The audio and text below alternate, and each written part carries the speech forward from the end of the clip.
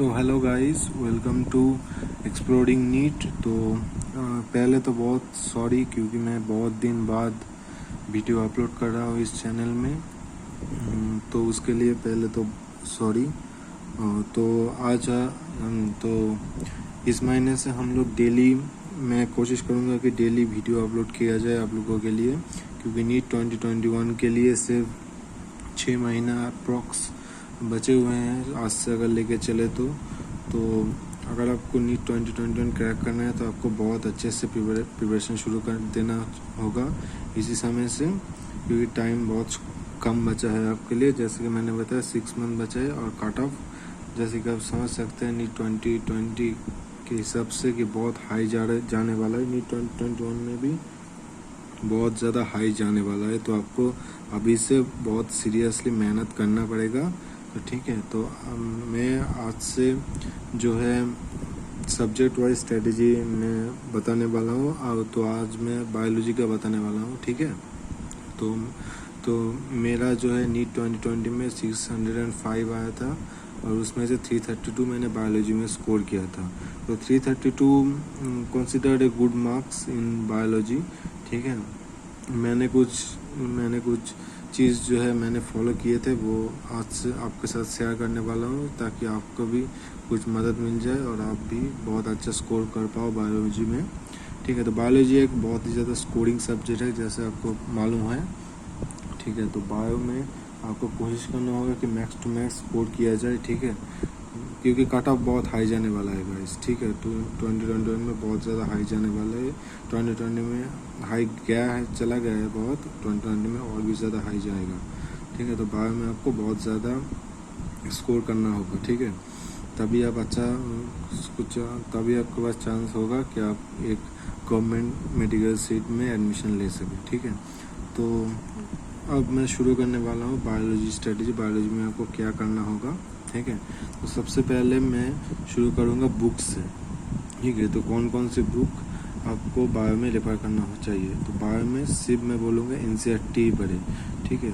उसके अलावा कोई भी बुक, मैं स्ट्रांगली बोलता रहा हूँ, कोई भी बुक पढ़ने की ज़रूरत नहीं है, ठीक है। मैंने जो है 332 स्कोर किया था बायो में, वो सिर्फ और सिर्फ मैंने NCERT पढ़ा था, ठीक है।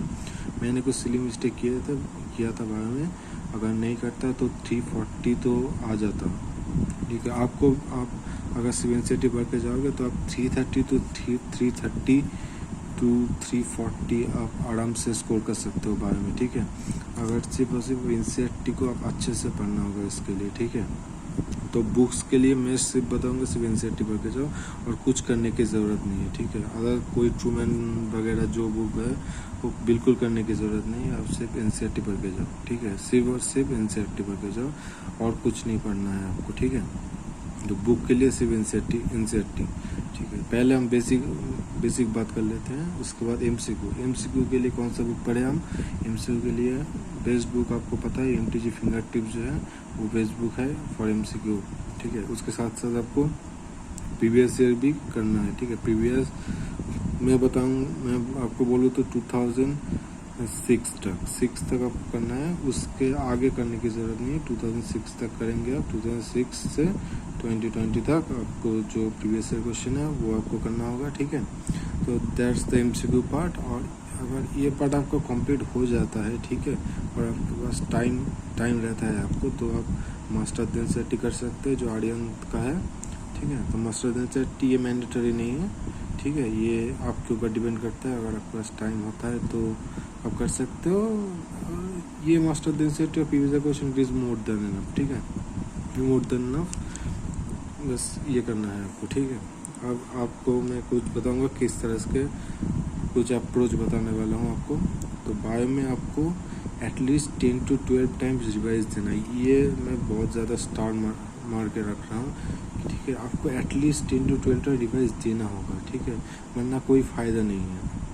मगर अगर आप बोलो कि किसी NCERT में ये क्या 2 बार पढ़ के जाऊँगा और मेरा 330 to 340 आ जाएगा, तो ऐसा नहीं होगा, ठीक है। तो आपको एटलीस्ट 10 to 12 टाइम्स NCERT पढ़ना होगा, ठीक है, तभी आपको अच्छा मार्क्स मिलेगा। और आपको ऐसा करना है कि रिवीजन और जो आप मैंने पढ़ते पढ़ते ही आपको रिवीजन करना है, मतलब वन हैंड आपको सिलेबस कवर करना है और उसके साथ साथ आपको रिवीजन भी करते हुए जाना है, ठीक है। सपोज़ अगर आप बायोलॉजी का एक चैप्टर पढ़ रहे हो, ठीक है, उसको जाकर अगर आप 3 या 4 महीने बाद फिर से उस चैप्टर को पढ़ोगे ना, तो वो आपके लिए बिल्कुल एक नया चैप्टर बन जाएगा, ठीक है। तो कोई फ़ायदा नहीं होगा, ठीक है। तो मैं बोले करो कि साथ साथ आप रिवीजन करते हुए जाएंगे, ठीक है। ऐसा नहीं कि 4 महीने बाद फिर से पढ़ेंगे, ठीक है। ये बायो में नहीं होगा, ये फिजिक्स केमिस्ट्री में आप कर सकते हो, पर बायो में ऐसा नहीं करना, ठीक है। आपको साथ साथ रिवीजन करते हुए जाना है। अब ये कर सकते हो, आप पहले एक यूनिट ले सकते हो, जाकर डाइवर्सिटी आप ले सकते हो। डाइवर्सिटी का 4 चैप्टर है, ठीक है। तो 4 चैप्टर कंप्लीट होने के बाद और फिर से 1 या 2 दिन में दे सकते हो, देकर वो यूनिट फिर से एक बार रिवाइज कर सकते हो, ठीक है। तो इस तरह से आप साथ साथ रिवीजन करते हुए जाना, ठीक है। और ये रिवीजन आपको 10 to 12 टाइम्स करना होगा, एटलीस्ट मैं बता रहा हूँ। इससे ज़्यादा करेंगे तो बहुत बढ़िया, एटलीस्ट 10 to 12 टाइम्स करना होगा। अब बहुत सारे स्टूडेंट के एक डाउट होता है कि क्वेश्चन के एनसीईआरटी बेस्ड आएगा, तो मैं बोलूँगा कि 100% अब मान के चले एनसीईआरटी बेस्ड ही क्वेश्चन आएगा। अगर आप कोई टेस्ट सीरीज दे रहे हो तो आपको शायद लग रहा है कि कोई क्वेश्चन बाहर से आ रहा है एनसीईआरटी का, तो क्या नीट में भी बाहर से आएगा? तो ऐसा कुछ नहीं होगा। आप ये मान के चलो कि 100% question will be NCERT based. कोई बाहर के से क्वेश्चन नहीं आएगा, कोई मॉड्यूल पढ़ने की आपको कोई ज़रूरत नहीं है। सिर्फ बस एनसीईआरटी पढ़ के जाओ और एनसीईआरटी से ही क्वेश्चन आएगा, ठीक है। आपको वही सही करके आना है, ठीक है। तो 100% क्वेश्चन एनसीईआरटी बेस्ड आएगा, आपको इसमें बहुत ज़्यादा सोचने की बात नहीं है, ठीक है। तो क्वेश्चन एनसीईआरटी बेस्ड ही आएगा। अगर जो थर्ड पॉइंट है वो है डायग्राम। सो एनसीईआरटी का जो डायग्राम है वो आपको अच्छे से करना होगा, ठीक है। डायग्राम से क्वेश्चन आ नहीं रहा 2009, ठीक है, पर आपको डायग्राम अच्छे से पढ़ना होगा, ठीक है। मतलब डायग्राम से डायरेक्ट क्वेश्चन नहीं आता, पर डायग्राम मीन्स से मतलब डायग्राम नीचे जो इन्फॉर्मेशन दिया है कि मैं डायग्राम में कुछ पार्ट से मतलब, ठीक है, पार्ट से क्वेश्चन बना के आपको पूछ सकता है, ठीक है। तो डायग्राम आपको मस्ट पढ़ना होगा, ठीक है। अब बायो में आपको जो 4th चीज़ है वो है हाई एक्यूरेसी। बायो में आपको बहुत ज़्यादा एक्यूरेट रखना होगा, बहुत ज़्यादा नेगेटिव आपको नहीं करना होगा, ठीक है। बायो में आपको फास्ट भी होना चाहिए और फास्ट आपको आंसर देना होगा और with high accuracy. One hand आपको बहुत ज़्यादा फास्ट आंसर देना होगा और आपको वो आंसर सही भी होना चाहिए, ठीक है। आप अप्रॉक्स मान के चलो बायो के लिए आपके पास 14 to 15 मिनट रहेगा एग्ज़ाम में, इससे ज़्यादा बायो को नहीं दे सकते, ठीक है। तो इससे इतने समय में आपको 90 क्वेश्चन करना होगा और इसमें से आपको अप्रॉक्स 85 to 86 सही करना होगा। तो आप समझ सकते हो आपको बहुत ज़्यादा एक्यूरेट भी होना पड़ेगा और बहुत ज़्यादा फास्ट भी होना पड़ेगा, ठीक है।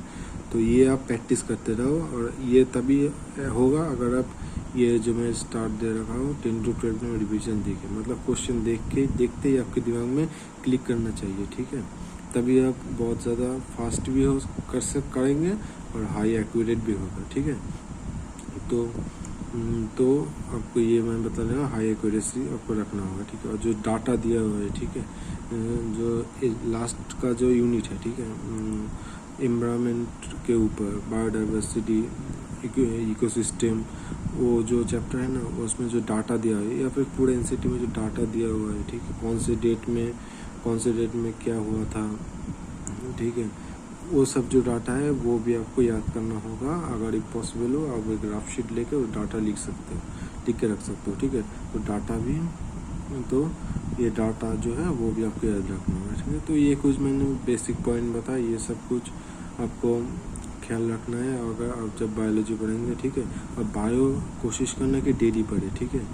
बायो आपको डेली पढ़ना है, ठीक है। बायो आपको डेली पढ़ना है। फिजिक्स केमिस्ट्री अल्टरनेट डेज में आप पढ़ सकते हो, पर बायो आपको डेली पढ़ना है, ठीक है। डेली एटलीस्ट 2 आवर्स आपको बायो में देना ही होगा, ठीक है।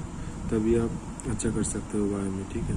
तो ये कुछ पॉइंट्स है जो मैं बता रहा हूँ आपको, जो मैंने खुद फॉलो किया था, तो ताकि आपको कुछ मदद मिल जाए, ठीक है।